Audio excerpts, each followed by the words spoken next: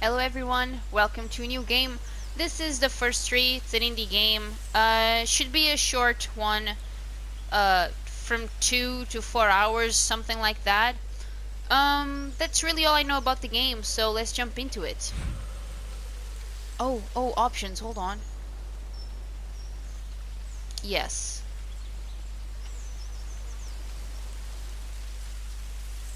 I don't know what commentary mode is. Let me just check that real quick. As I play the game, there will be developer commentary. Because it's a short experience, I'm gonna leave it off.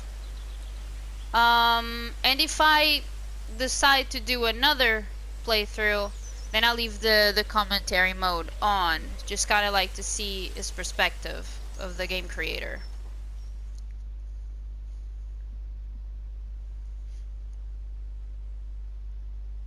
I'm gonna try to make this as cinematic for myself as much as possible.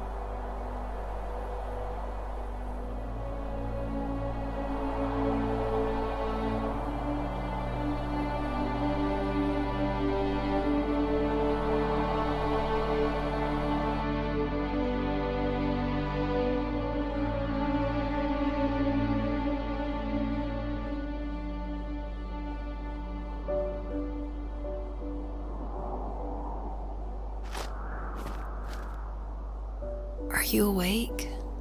I thought I heard you get up. Oh god, hold Yeah, on. I'm awake. Sorry, I just can't sleep. Are you thinking about him? Yeah, a bit. Usually get back to sleep, my love. I'm fine. No, it's okay. What else is on your mind? I don't know, it seems weird, but I had one of the most vivid dreams of my life. I saw a fox on a snowy mountain, just looking confused and worried. Those eyes. I can't get those eyes out of my head. She was running in the windy snow, looking for something. Do you think it has to do with you and what's been going on? I don't know. It was just a dream, Rachel. They're not meant to make sense. A lot's happened the past couple days, that's all. Well, if you're not going to sleep anyway, you should tell me. I want to hear. All right.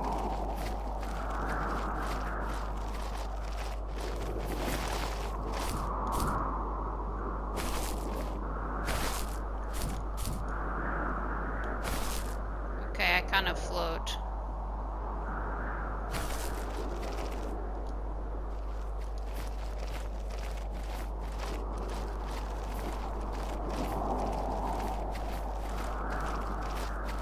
Okay, I swear to God, if this is about an illness, I'm gonna get fucked.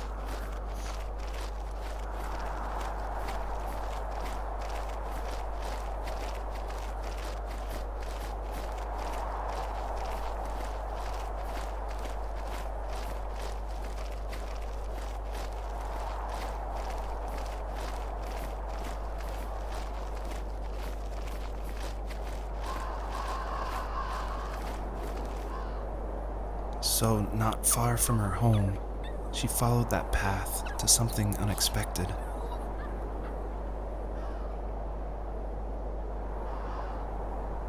This is one of my babies. I mean, it looks like a fox, but with lighter skin. She couldn't stay, though. She had to find her other two children. So she took that path. She followed it towards something ancient. Something with answers.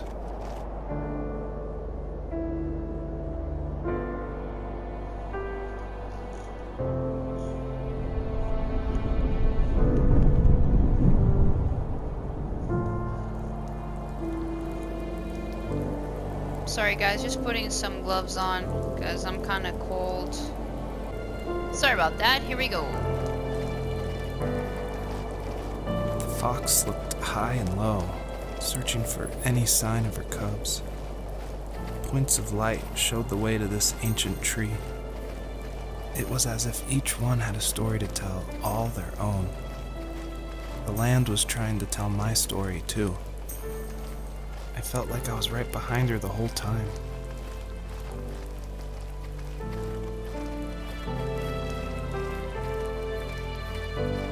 Look at that.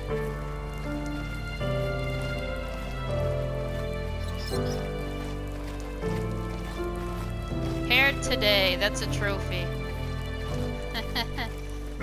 Okay. I know this game doesn't have a platinum, but it has trophies.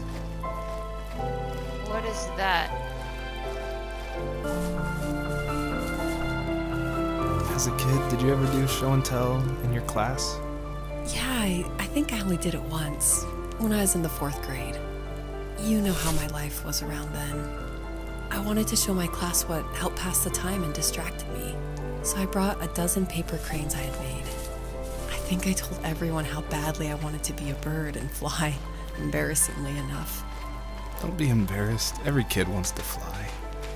For me, it was another toy from my dad, a wooden boat. I remember guarding it so carefully in my hands as I walked into class. When I sat down, a group of boys immediately made fun of it. They asked which trash can I found it in, or why an ugly log was my favorite toy. When I got up, I didn't even want to tell them my dad had carved it. I said it was a joke gift my friend had given me. Kids can be so cruel. Some of them are. I shouldn't have let them get to me, but it did. It's amazing we bounced back at all.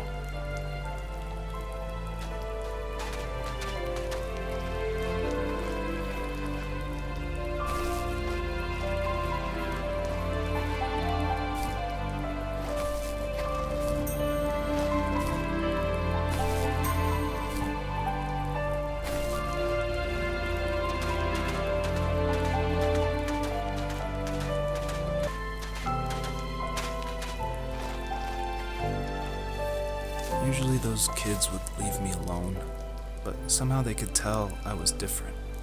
They made fun of how far away I lived. They called my dad a sourdough. I was a blabbermouth as a kid, telling my dad stories I made up for hours. But after that show and tell, I didn't tell him much anymore. He didn't know exactly what was wrong, but his best guess was that the toys he carved weren't cool enough. Holy He carved crap. me a tank and tried to tell me what it was like to be in a real tank as a serviceman. I didn't know your dad was in the military. Yeah, in the army. The sad thing is that I'd pretty much forgotten until just now. There's so much I still don't know about him. I'm sorry. He knows how much you love him. You're going to see him again soon and have some closure, I'm sure.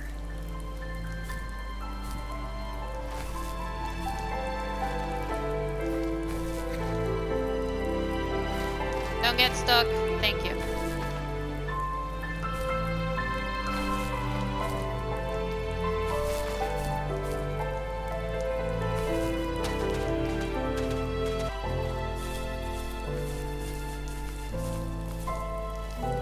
The older I got, the more I withdrew. I asked myself, why talk to anybody anyway? Why bother when I'm happy by myself? I started drawing a lot, mostly animals I saw in the woods by my home. I then imagined designing my own hideouts with things like TVs and pantries full of chips and cookies. I think that idea of leaving home and drawing blueprints started my career. I found a lot of solace in that. I'm not surprised, but I did the same thing, you know? There's something special about having a place to call your own. And now look at us. Well, if you count renting in an overpriced city. It's as close as we can get for now.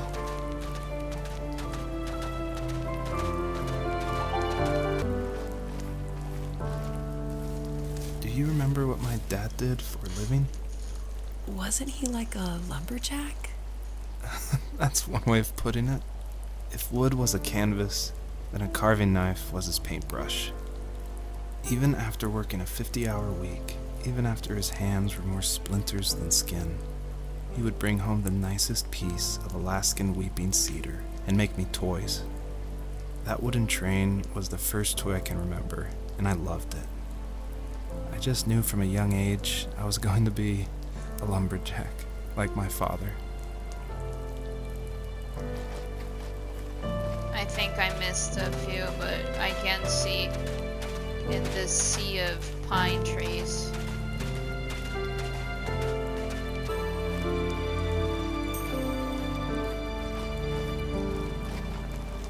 Whoa!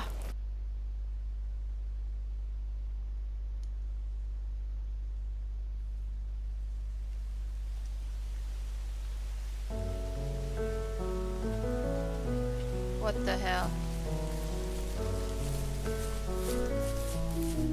Oh no.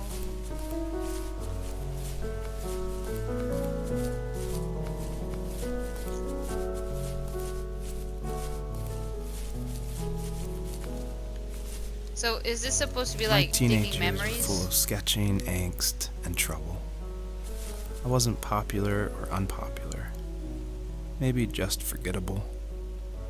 I guess that gave me a sense of freedom, so I hung out with crazy kids, doing crazy things, even though I mostly just watched the chaos ensue.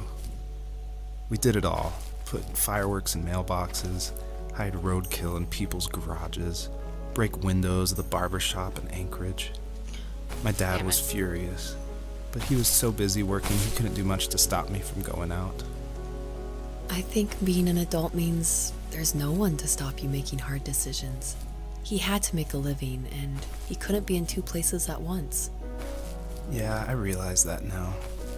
But at the time, I was sure he was more interested in growing his business than what was going on with me.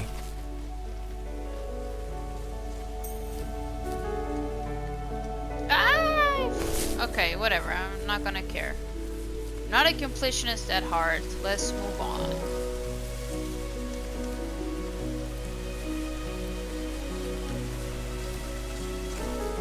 If there was a platinum, sure, but there isn't, so let's just take the journey in. Come on, buddy.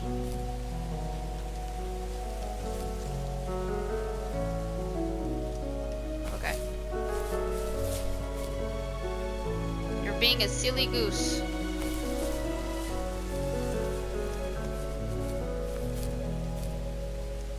Come on.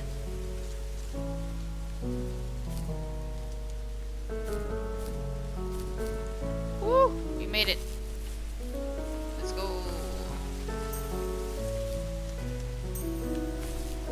Alright.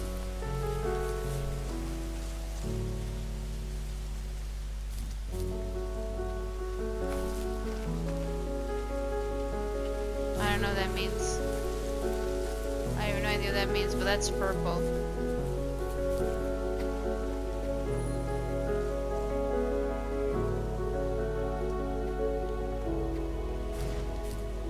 Oh god.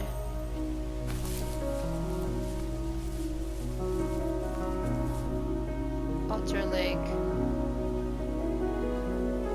Someone went missing? There's a police car. Someone went missing. Did we go missing? In like some kind of teenage rebellion?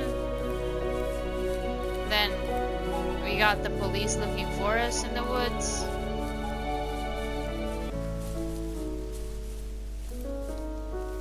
He was working another late night, and my friends were over, saying how bored they were and how they had come all the way out to my house for nothing. One of them mentioned how that old, ugly beyond belief truck was still in the garage, and how we should take it for a spin. I was only 15, so I kind of fought it for a while.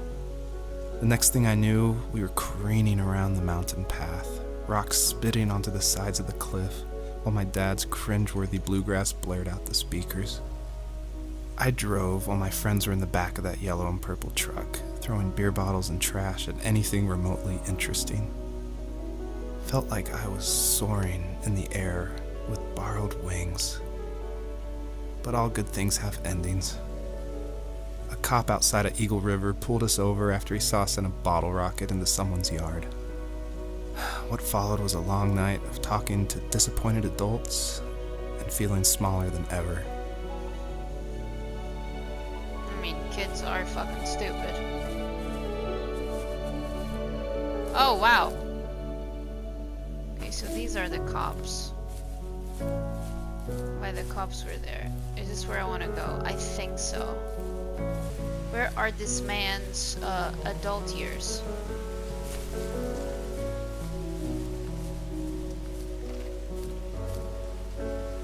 Ah! Buddy! Okay, we made it.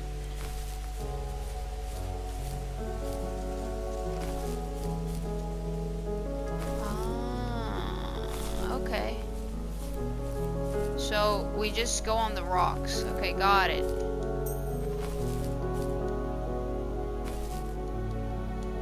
I'm stuck. Okay, I've unstucked. Boom, boom. Alright, I'm out of there. Let's go.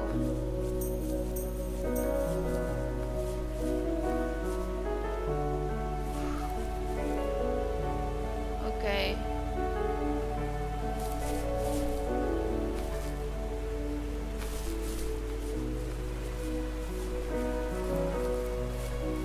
Oh, there's the truck you mentioned.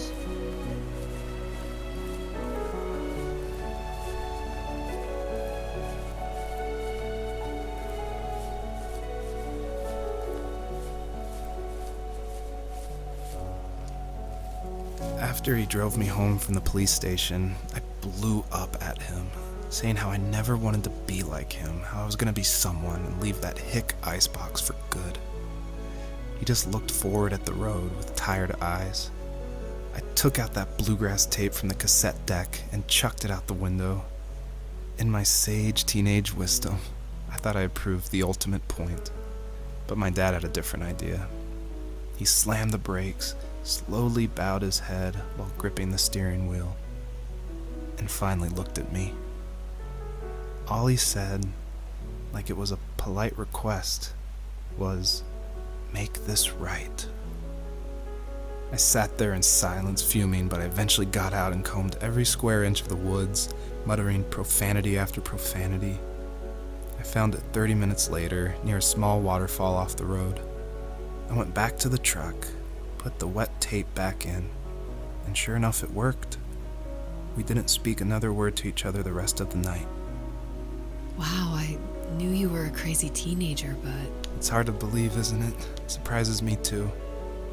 It's like I didn't really know who that kid was back then. I bet my dad thought the same thing over and over. It's almost like he was saying, "Make this right," to himself, more than to me. I mean, I would have smacked them. Like, what the fuck are you doing? I want to make it to the truck.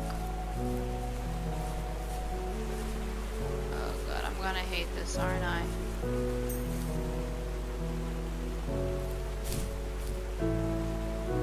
Three.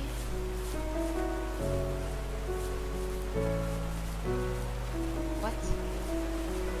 Three.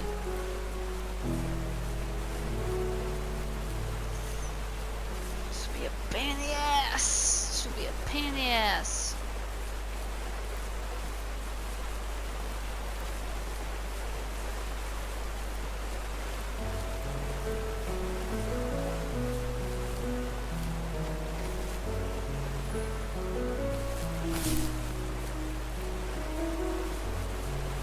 I don't know how I'm gonna do this.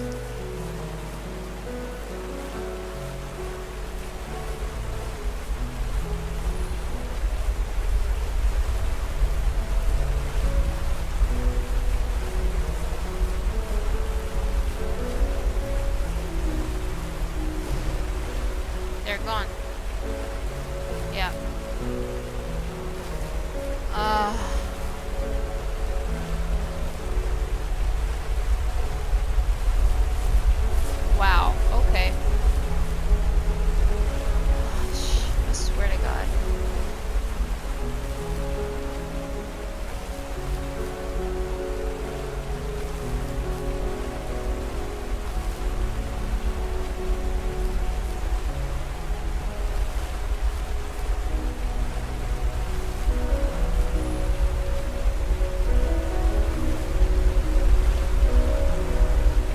got the first one. We got the second one. Oh, look at that. The tiny one.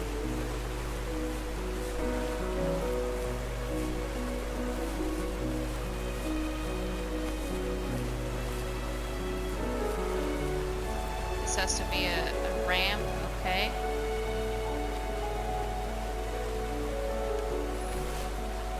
Alright, we got the 3. Oh my god, if this doesn't work. My friends would laugh about that night and talk about how crazy it was. And I laughed along, pretending it didn't bother me. But it did. I imagined my friends growing old in the bush, unable to find that thrill in those godforsaken ice fields. It's like those mountains were a literal wall, keeping me from leaving, where all I would have to look forward to are lumber yards and evening beers. I had to climb over. That was my only goal for a long time. Moment of truth. Oh. No way. Fuck that. Ooh. Alright. I need to make a new recording, so just give me a second. New recording. Let's go. Oh, buddy.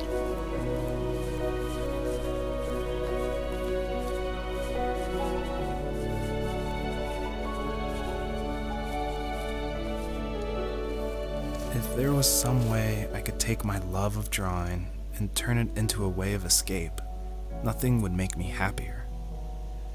I wanted to create instead of tearing trees down. I wanted to move to the lower 48, not because I hated it there in Alaska, but I hated the idea of it. It's like all of that spite inside me had created this monster which followed me around my whole teenage years. I put so much energy into doing what others didn't expect of me. Why did I do that? There's one fact you're forgetting, though. If you didn't have that fire in you, we probably would have never met. You're absolutely right. Maybe the destination is all that matters in the end. But then why am I awake? Why am I seeing this fox go on her journey? And why can't I stop thinking about my dad?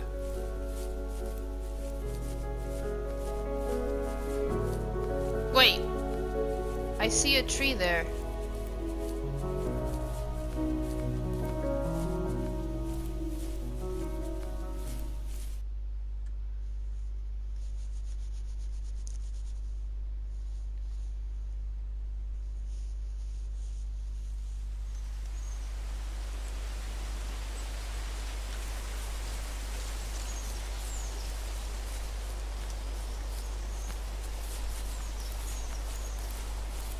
I still haven't seen my other cub.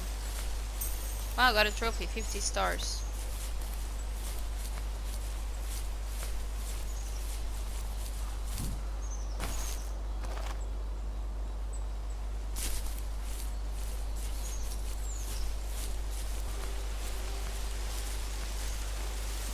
My dad built a lot of stuff in his free time.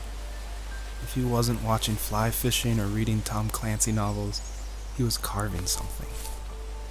He made tons of birdhouses. Not that he was into bird watching, but I think he really missed working and adding on to the home. If he couldn't afford the time to build onto our own house, he would have to settle with watching birds move into their little homes. We kept an old mattress in the bed of that ugly yellow truck, so we would drive it deep into the woods and then watch the birds fly into their houses while the sun set. Usually it was accompanied by venison jerky or a cold Coke, but not a lot of talking, which is how we both liked it.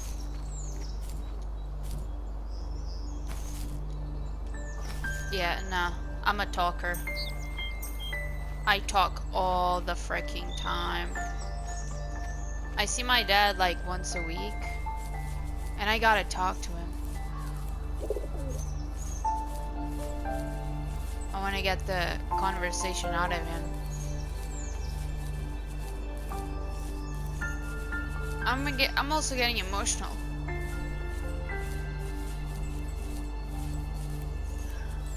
Whew.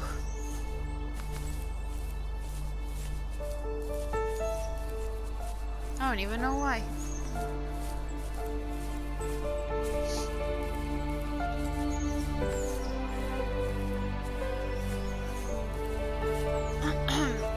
Alright. Oh. Well, there has to be a reason that's there, but...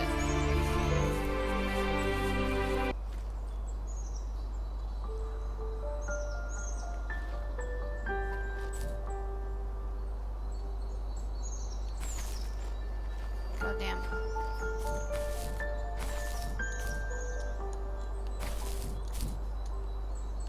What? Ah, invisible walls. Am I stuck? No, I'm not stuck. I found it.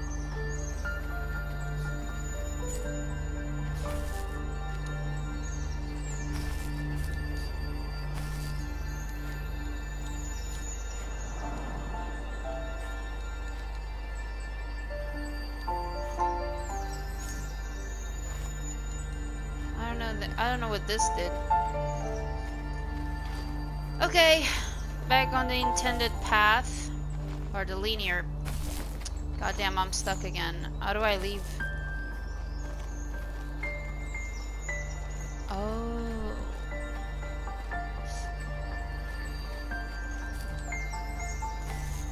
Okay, I can leave through there. Come on.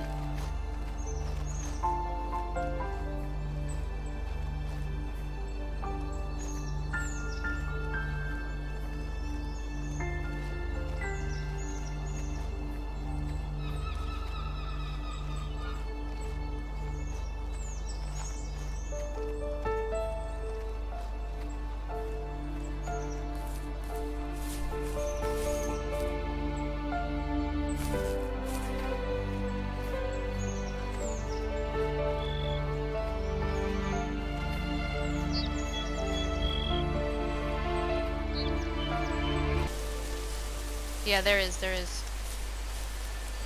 Here we go. Even at my most distant, at the times when I detested him the most, he kept reaching out. For a year straight, he asked me every week when we were going camping. I thought he was just dense. Eventually, to shut him up, I agreed. We carried out the worn lawn chairs from the garage and set up a cinder block campfire at the site we'd always used behind the house. We walked down the mountain path, talking in the warm sunshine we only got a couple months of the year. Those 3 obsidian rocks shimmered alongside the shore, almost like sparklers pressed against a dark window. I'll never forget that wet stone on my feet, or how those massive mountains looked even bigger in the lake's reflection. I felt small, but grateful. As the sun set, my dad found something I hadn't seen for a long time. The tree where I'd made my first carving when I was 6. I hadn't even carved it. My dad had helped me, but I still called it my tree. Something about seeing my name there made me open up, and we talked about everything that night in that old camouflage tent. I told him how much I love sketching and design, and how it would be a dream to study architecture in Seattle.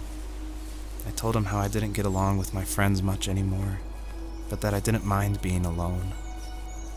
He told me he was there for me, and he joked that if all he had to do was write my name on a tree to finally get me to talk, he would have left me carved logs with novels on them in front of my room every morning. I don't know why it took me that long to realize it, but it was then I knew how much he had sacrificed for me. On our property, there were old abandoned pieces of a shed and car long left unused. I used to ask him all the time who those people were that left all this junk, and I'm sure he got so tired of hearing it that he made up some elaborate stories how a brown bear ate them and haunted the woods afterwards. My God. What's funny is I think it made those people seem more real. Growing up thinking they were still hanging out like they couldn't say goodbye. I used to tell my friends how I could swear I saw spirits move near the water, and that always freaked them out. I guess it didn't bother me, because the way I saw it, they were normal people with old cars and sheds, just trying to figure out how to survive and be happy in the middle of nowhere. It was a cool thought that they didn't want to leave, but you know, I was a weird kid. Well, you had good company since those ghosts like living in a place where they were brutally devoured. My God. Okay.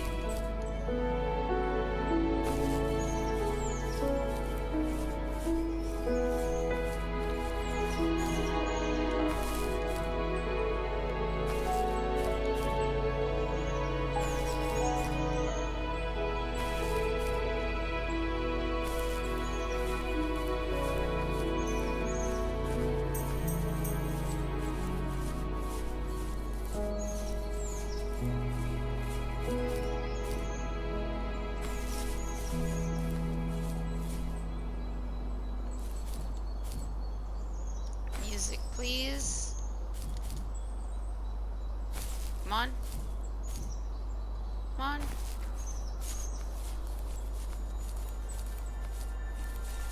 Okay, I got the second one.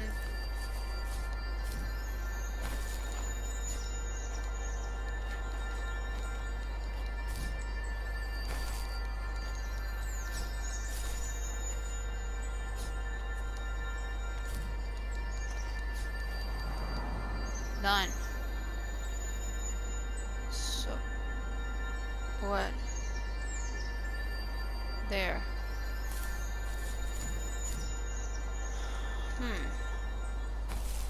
There's no music anymore. I think I broke it. Oh, okay.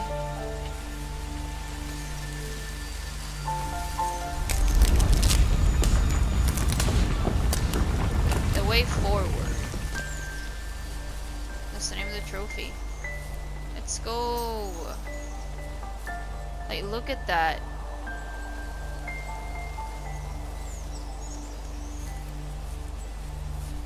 What is that? The perpetrator stood nearby, unfazed, like nothing was wrong. My dad is dead, and he's never coming back, Rachel. I can tell you these stories, but I can never reminisce with him again. He can never hold a grandchild that we'll probably never be able to have. I can never talk to him again, and I'll never be able to say I'm sorry for everything. I just noticed a baby fox.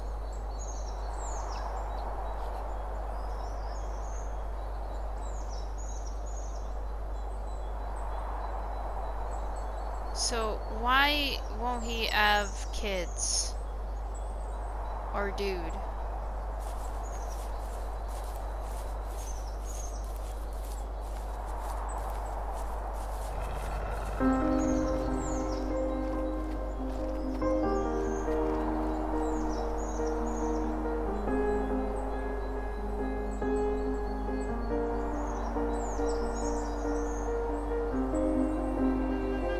Oh, we found another cub.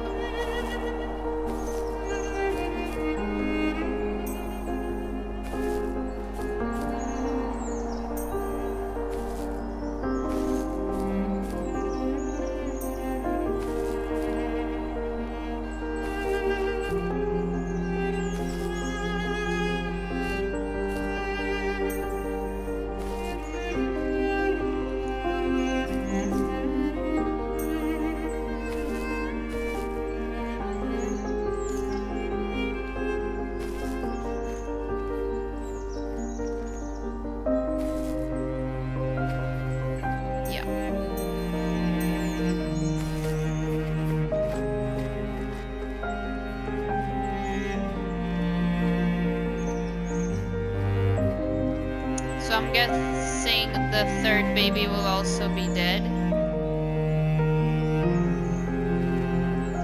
Okay, it's not a hole.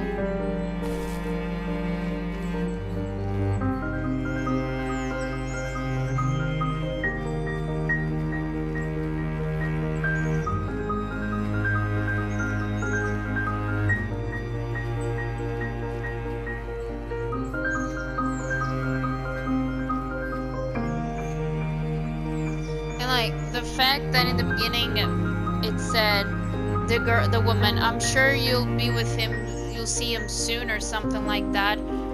Is this guy sick or something?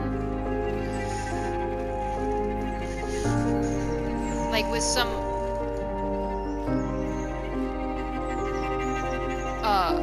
terminal disease?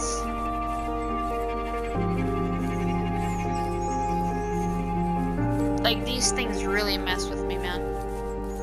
Really mess with me.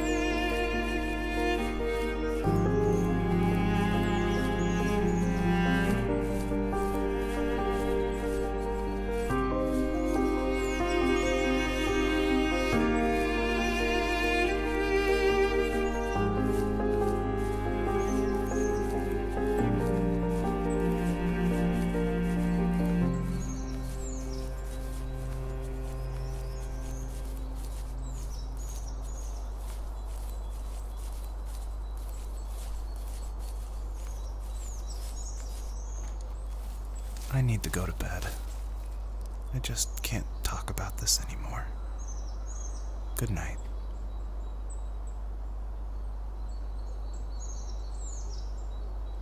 Well, this is a letter.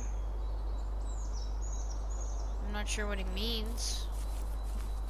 Like, what the letter is about.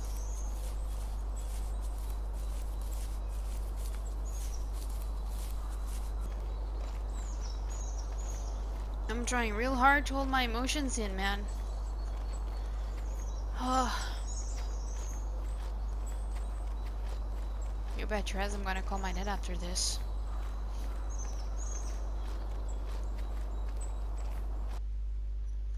And I've seen them Sunday, like today is Tuesday.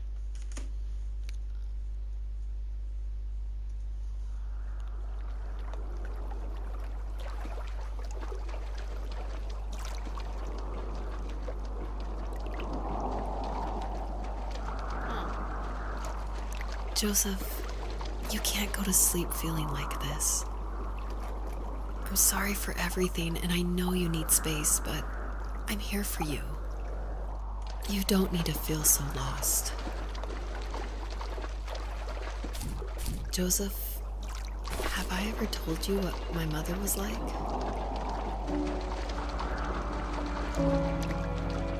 Oh God.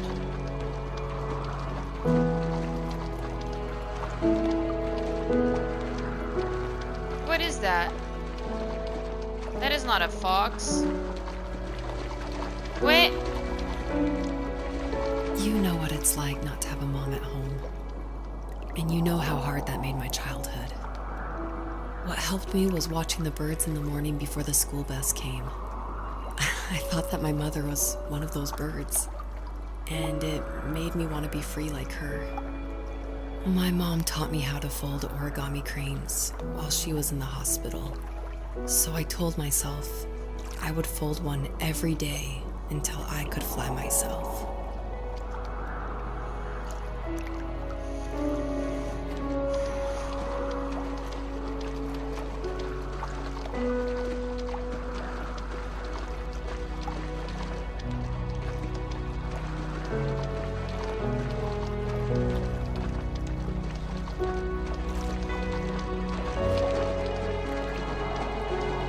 I think we both have always loved animals, and for me that love started with a dog. Sometimes this Rottweiler would come up to our property line and wait at the fence for me, but only once in a while. I was sure to check every day immediately after school, and it usually ended in disappointment. I would even steal money from my passed-out dad just so I could buy these off-brand dog biscuits. Even when she did stop by, she never went beyond the fence. I Why was she so scared?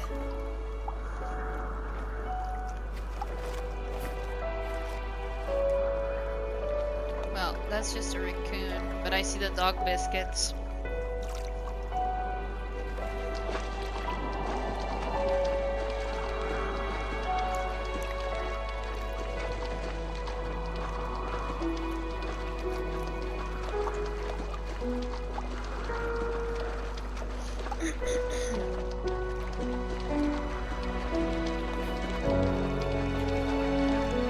I think my dad was the opposite of your dad in almost every way, except he was in the military as well.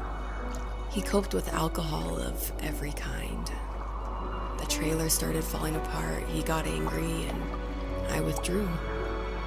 More and more, I became the weird, quiet kid who made lots of origami birds and carried dog biscuits around. I think we were pretty similar when it came to being the weird kids. And that same sincerity in college was one of the reasons I was so drawn to you.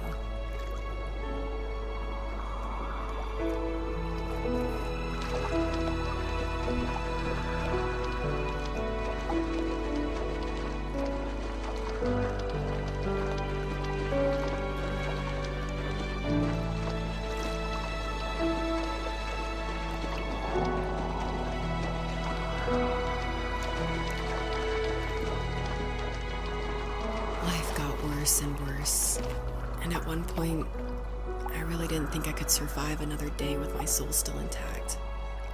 I had no real friends, let alone neighbors, since we lived in the middle of nowhere.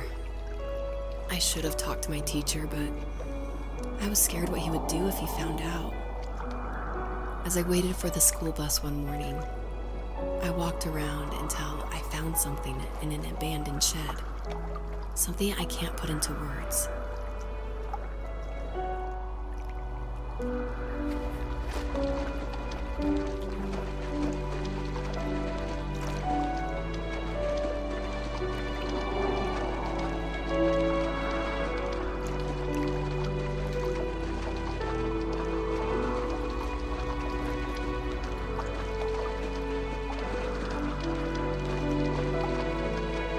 I summoned courage I didn't know I had, and I broke into my dad's room and found the key to the shed where he had locked my bike. I'll never forget that feeling, of the wind rushing by my ears as the sun rose over fields of wheat. I was flying for the first time. I biked as far as my legs could take me until I found a house that felt friendly, and that felt like home. Those strangers helped me in so many ways. And if it wasn't for them, I wouldn't have found my foster family. And if it wasn't for my parents, I wouldn't have met you.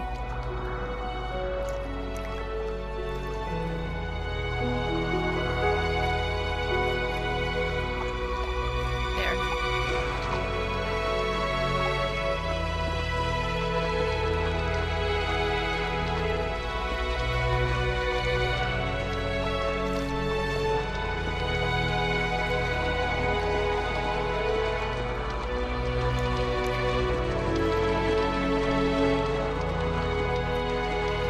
Oh, what? You're nuts. Oh, okay. You Fair have enough. strength, Joseph. And you're not as alone as you think. It's all just so pointless. Just waiting for life to happen. It's like having the home I always wanted is cursed out of my reach.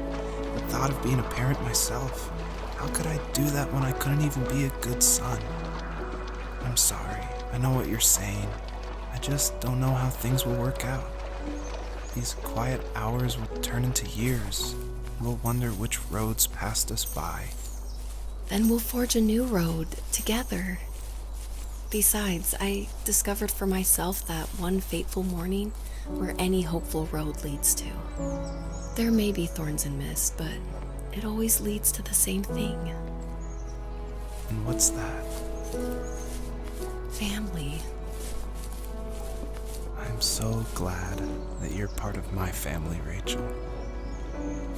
And I'm glad you're part of mine. There's something crying.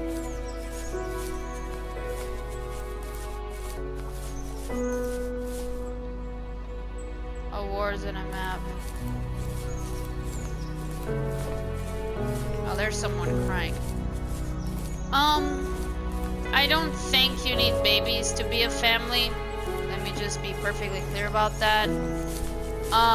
Some people want kids, some people don't, and that's absolutely fine. I think it's perfectly normal and important to second guess your own parenting skills.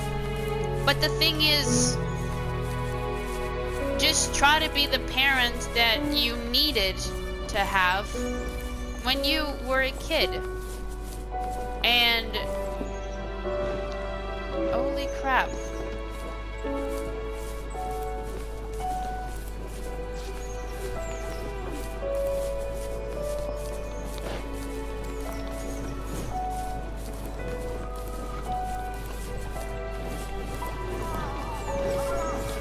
So these were the things that were crying.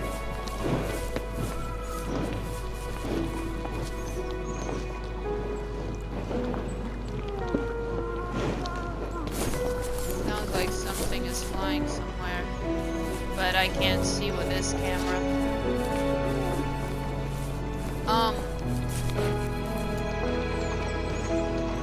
And like another thing, as much expectations you have for your kids, they have their own personalities, and that's the way it should be. So like, respect that. Respect, you know, what they want to do, what they like to do, their interests, even if it's nothing that you imagined they would be like, you know. And most importantly, love them unconditionally, you know. And if you're not prepared for that, you are not fit to being a parent. Oh, right. Let me see what the heck is flying. Okay, I can see what is flying. Sorry, I'm yawning.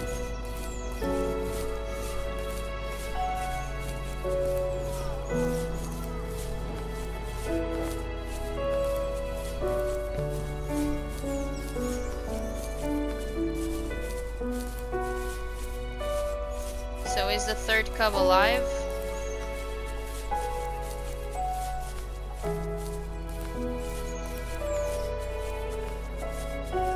I hope so.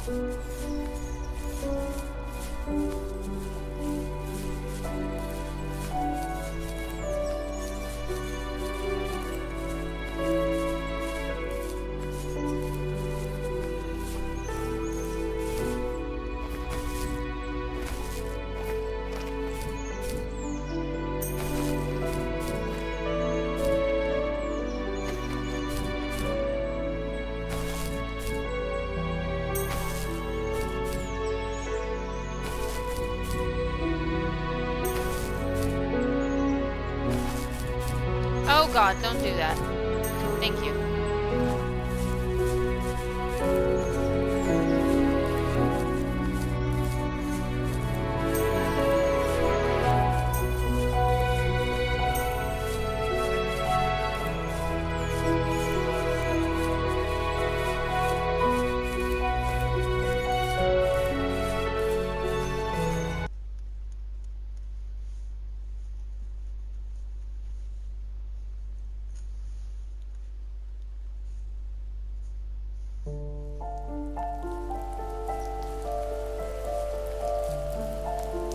The fox knew her last cub would be waiting for her at the first tree. She was almost there. The rain cascaded onto the jade valley where the entrance to the tree was. Life was protected there, because that's where life began. It was now only a mother and a daughter left. Items from my life still dotted the ground as she moved closer to her destination and destiny.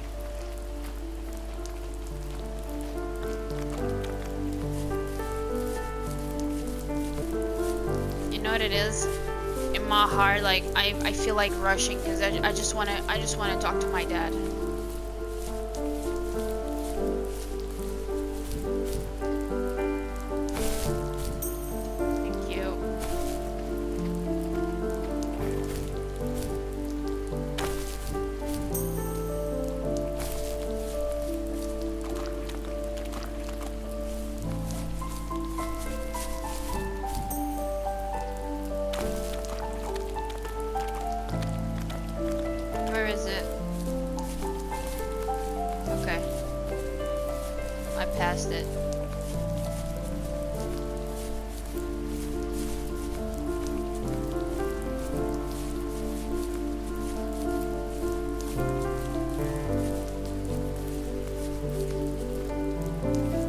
At the end of high school, I felt something I hadn't felt in a long time. Drive. I looked into the best architecture schools on the West Coast, then got a dose of reality when looking at other students' portfolios and the high cost of tuition. I still wanted to be something, to be the next Alvaro Siza, and to make those thousands of sketches worth something in my grand history. But now even an internship sounds impossible. Siza helped me understand how essential emotion is in architecture, and he also said light is the real composer of space. I like to think these glints of light, like not finding a job or even a strange dream about a fox, are something I should be thankful for, even if the illuminated space is something I'm less than comfortable with. Wait, did he just say that not finding a job is something to be thankful for? Is that what he said? Because I just want to slap him across the face for saying that. Like, being unemployed was some of the most stressful periods of my life. Are you fucking kidding me? And then I had to take whatever, was available, which was a really fucking shitty job. And it took me over a year to find, my current job, which I'm actually very happy about. My dad was super supportive with my college plans, to a point. Things were okay until this terrible accident happened. I guess a forklift flipped over due to a bad axle, and it crushed one of the workers there. My dad didn't eat for days, even though he wasn't directly involved. It devastated him. Not only did it hurt the business, but it just freaked him out. He would talk in his sleep, muttering things about firing people and saying sorry. One fateful day he approached me, said that since my school search wasn't going well, I should finally be a man and take over the family business. He said one day he was going to die, and that all of his work, sacrifice, and even that man's life would be wasted in vain. I just lost it. Teenage me just exploded at the thought. I screwed up. I said things I shouldn't have. He was having a crisis, and I pretty much spit in his face. Okay, where is the next objective? Because I can't see it.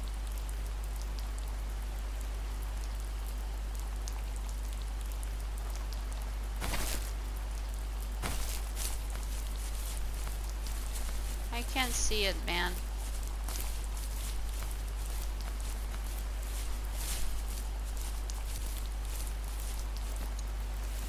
Was that the last time you talked to him? No, I called on holidays, and he would call on my birthday. I guess we acted like nothing ever happened, which was stupid. Didn't want to ask about his lumberyard, and I'm sure he didn't want to ask about my job search. I never went back and visited. I think the last conversation we had was about what movies we had seen and what exactly a best boy is in the credits. I thought he would be here so much longer.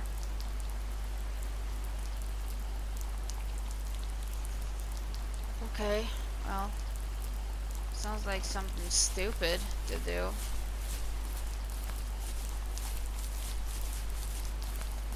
No wonder this guy has so much remorse.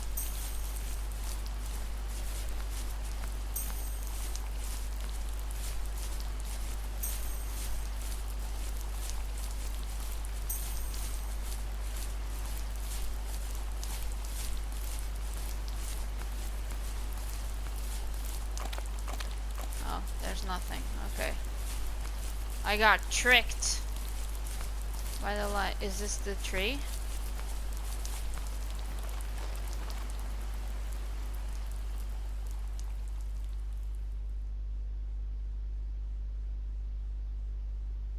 In the distance, the first tree illuminated the wasteland.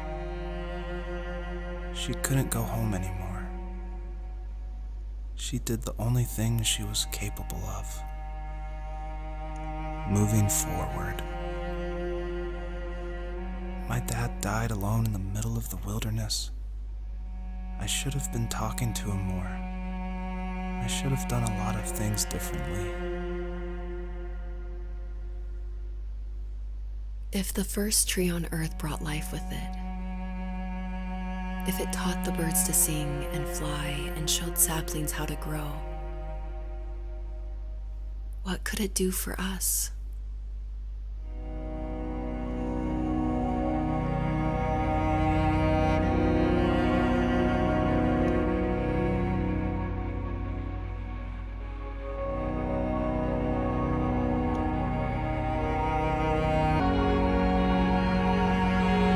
There was a letter I received yesterday from a name I didn't recognize, with a quote I can't stop thinking about.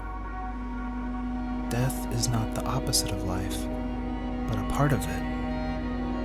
More and more, I'm realizing one important truth. Each of us have our own journey to the first tree, but sometimes I'm not sure I'm ready to take that first step. You already have my love.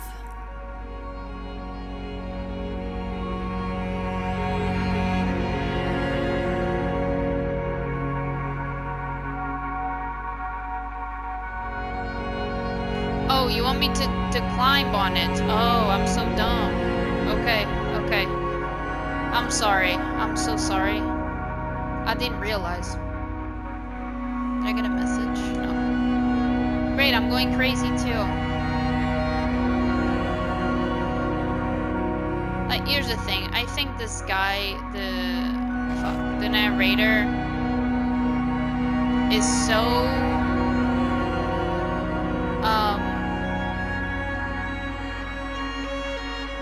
I don't know. I mean, obviously he has regrets in the way that he handled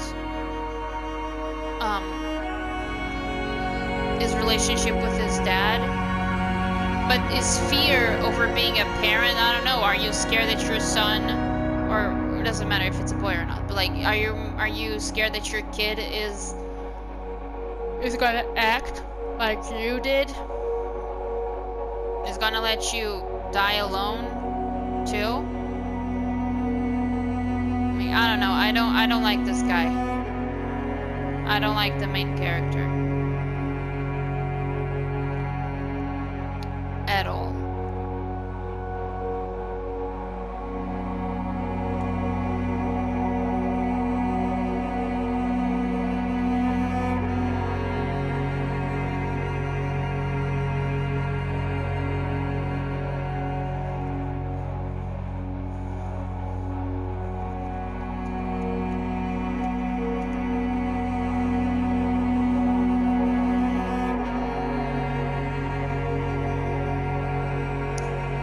The first tree awakens and gently asks if there's one last message the fox wants to tell her children.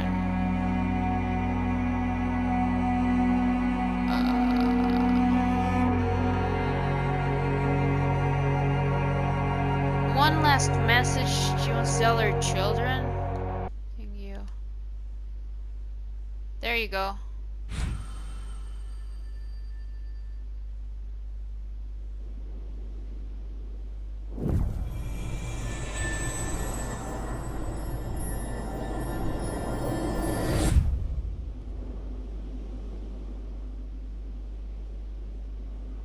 I guess her journey was over. But I have no idea. It was only a dream. A distraction from tomorrow. I don't think dreams normally bring back to memory so many important feelings. Maybe it was just a dream, but it was also a gift. Yeah, I suppose. But tomorrow we're getting on a plane to the last place on Earth I want to be. The only person that would have made the trip worth it is gone. You're going to see him and be with him one last time before you say goodbye. I have one last quote for you by Emerson, sealed in an imaginary letter from me to you. It is the secret of the world that all things subsist and do not die, but only retire a little from sight and afterward return again. Go to sleep, my love. We have a big day tomorrow, but I'll be there with you every step of the way. Thank you. Thanks for listening. Good night, Rachel. Good night, Joseph.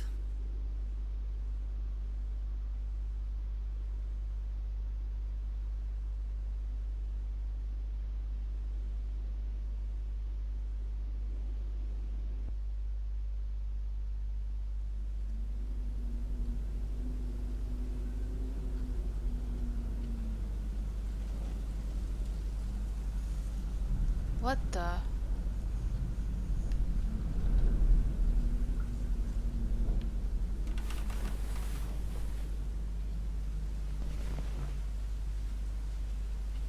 What the? What? Yeah, that's Rachel.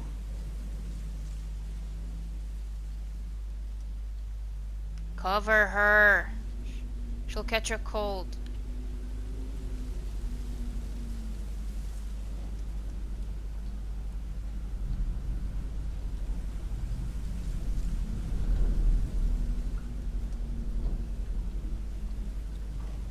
Man, you guys need to clean up. I need to make a new recording. Give me just a moment. Alright, new recording set up. Here we go. Okay, not the way to go. You say that? Tag chunk, I think.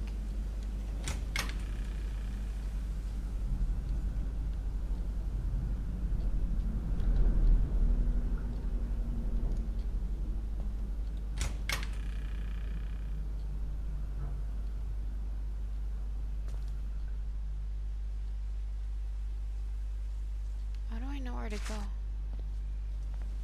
Maybe here?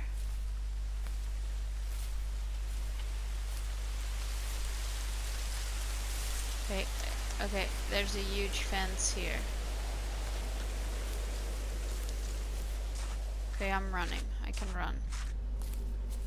Am I gonna find the fox or?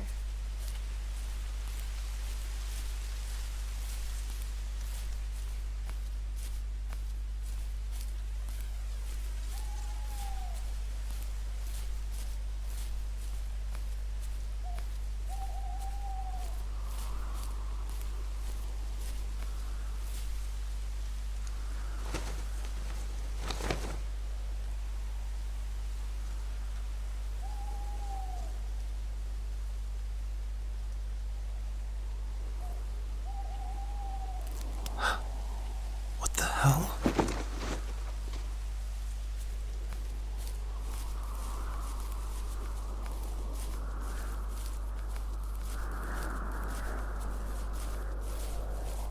Oh, is the message that I sent going to be told to Joseph?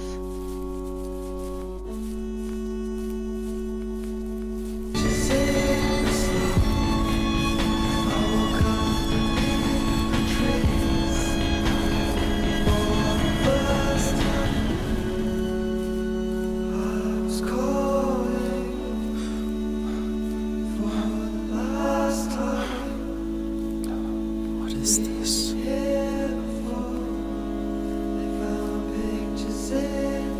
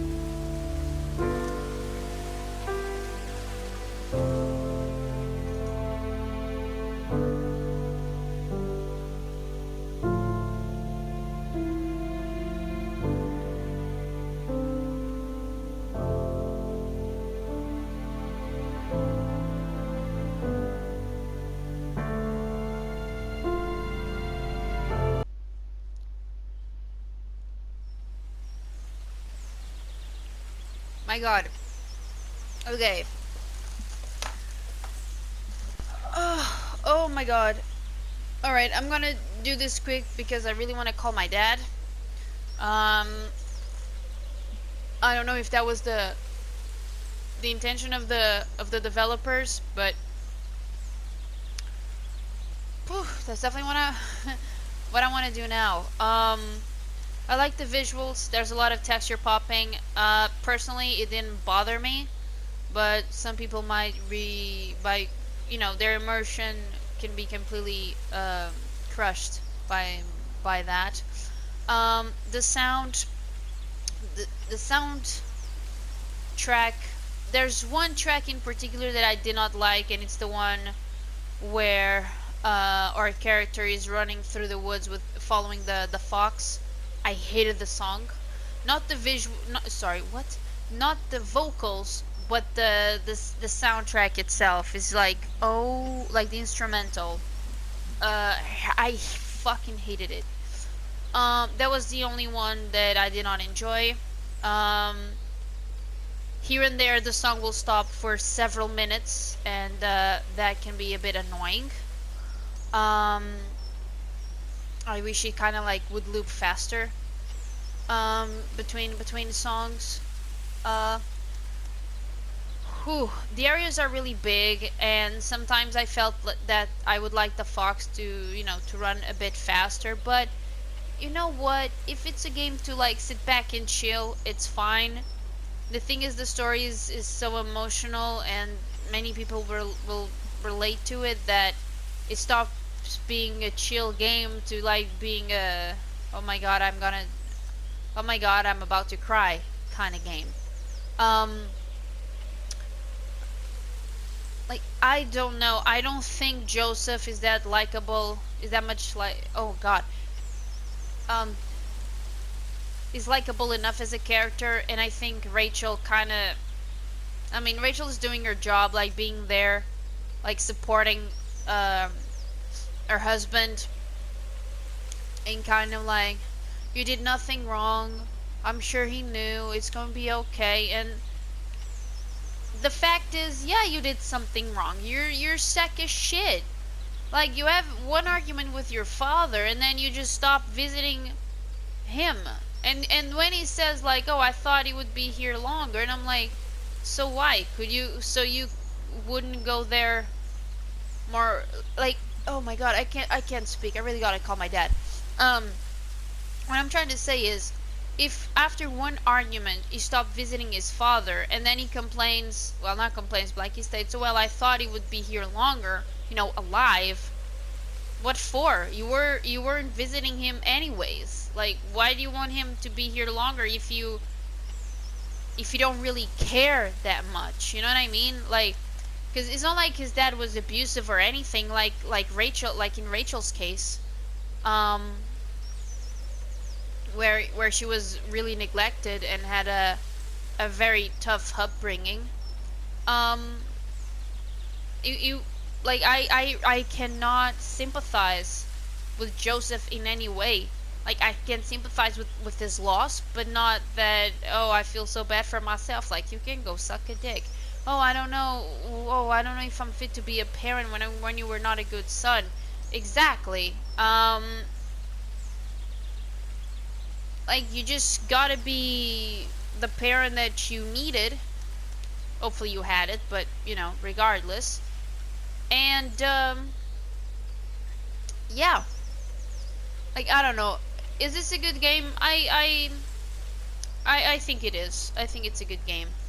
Um, it's not something that has like a lot of replayability value. I don't think so. But this game is not one you should play with if you're mourning someone. Um, I'm lucky enough that I can just like call my dad and he's still here. You know. I could only imagine what state I would be in if I didn't have him anymore. Like, what do I do? Who do I call? You know? Um, so yeah, I would be very cautious in recommending this game to someone, because they cannot be in mourning, and hopefully their parents, or their parents' figures, whatever, is still around, and they can just, get some comfort after playing this. Yeah. Um well, these are my thoughts about the game. Thank you for watching. I hope that you enjoy this, and I'll see you soon.